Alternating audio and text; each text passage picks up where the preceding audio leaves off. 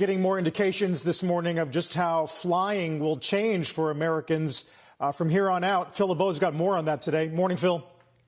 Good morning, Carl. This has been debated, and now it's actually going to happen. The first U.S. airline to say that it will institute temperature checks for all passengers and crew members before they can get on board. It was announced last night that Frontier Airlines, in fact, we talked with the CEO on our 7 p.m. show. He said, look, we are going to do this. This is what passengers want. It'll start on June 1st. So this is how it's going to work. When you show up at the gate, after you've gone through security, they will take a thermal temperature of you.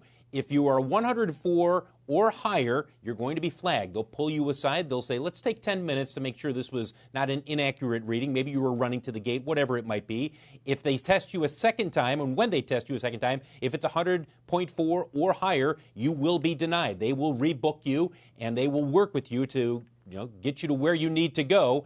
The passenger levels, by the way, guys, we check this every day with the TSA. There has been a very slight uptick. But let's be clear, even though the numbers yesterday are the highest we've seen in 3 or 4 weeks, it's still down 93% compared to a year ago.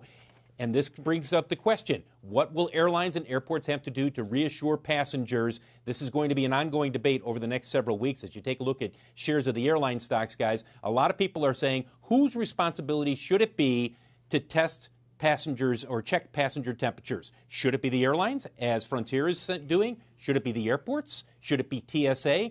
This will be an ongoing debate, especially if people actually do clamor for these temperature checks for people who are flying. Really quick, Phil. I mean, that's at the gate. What about everything you go through prior to getting to the gate? That's why when we talked with Barry Biffle, the CEO of Frontier last night, he said, look, do I think that it probably should happen maybe out by security or at the airport when you first get there? Yes, but we're not going to wait for that to be decided. We want to give people the reassurance now that everybody has been checked when they get on board a plane. And you bring up a great point, Carl.